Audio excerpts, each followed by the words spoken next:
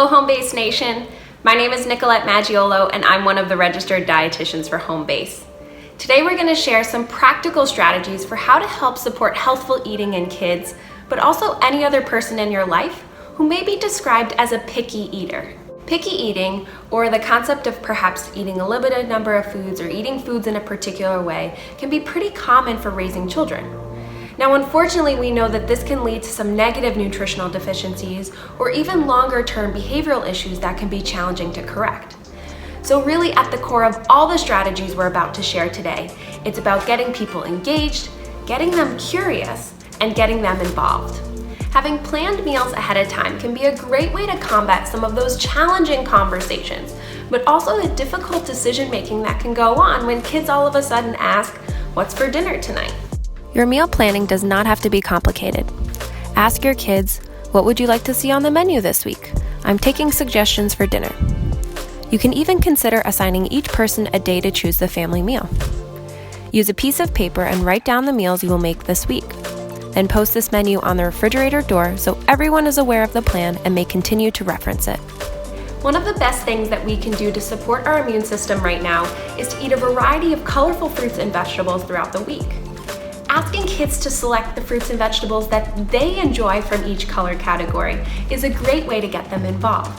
When planning your grocery order, take a chart like this and ask kids to circle one item from each category. It makes creating a grocery list a lot more fun, keeps the kids engaged, and gives them a little bit of control. Sometimes it can feel like the only way to win is to create a separate meal for every single person, and that's just not sustainable. So in those moments, I encourage you to think about meal ideas where everyone can personalize their own plate or dish with the flavors that they like, and yet still remain healthy. One idea would be to have a homemade pizza night, where everyone can have their own cheese pizza as a foundation, and yet the toppings, the different vegetables or protein sources can be varied, so everyone can choose the ones that they enjoy most. Another idea would be to have Taco Tuesday night, where the base of all the tacos is the same, and yet the way that people personalize the different flavors and textures as toppings for their tacos is all individualized. Sitting around the table allows for interaction and learning. It also allows for a lot more conversation and curiosity than if we were distracted or eating on the go. And if we can give kids the opportunity to be curious around meal times, they're a lot more likely to try new foods. Oftentimes, before kids can even talk, they're learning how behaviors can get them attention. And so if refusing foods gets them attention, they're much more likely to continue doing it.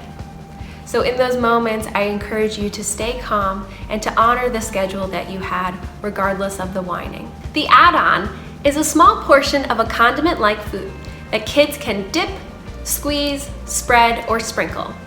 And the key here is that they're adding it to something that's already on the table. So unlike other strategies for refusal of food, this one encourages kids to get creative with how they cope with something that's in front of them. It also does not create a totally separate meal, but rather gives them a little slice of power that they might be craving at the table. So the next time somebody complains about the food that's in front of them, simply say, "I understand this isn't exactly what you wanted," and ask them the question, "What would help?" Keep in mind that it can take as many as 20 different attempts at introducing a new food before a kid will actually try it. And so if the initial reaction is negative, please don't give up. I encourage you to keep having that food around, because seeing it, smelling it, touching it, and just being curious about it are all ways that kids can familiarize themselves with that food so that one day they may actually try it. Rome was not built in a day, and so our eating habits are certainly not going to change overnight. And so I encourage you to just pick one strategy from today that you can start to implement. Maybe it's creating a meal plan for the next couple of days and hanging that on the fridge. Or maybe it's trying the add-on method at dinner tonight. Whatever you choose, I hope that the strategies we provided were helpful to you, and thank you so much for joining us.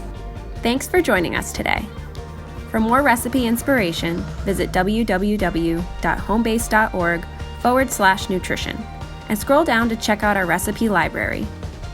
Please share our content with your family and friends, and don't forget to follow us on social media at Homebase Program.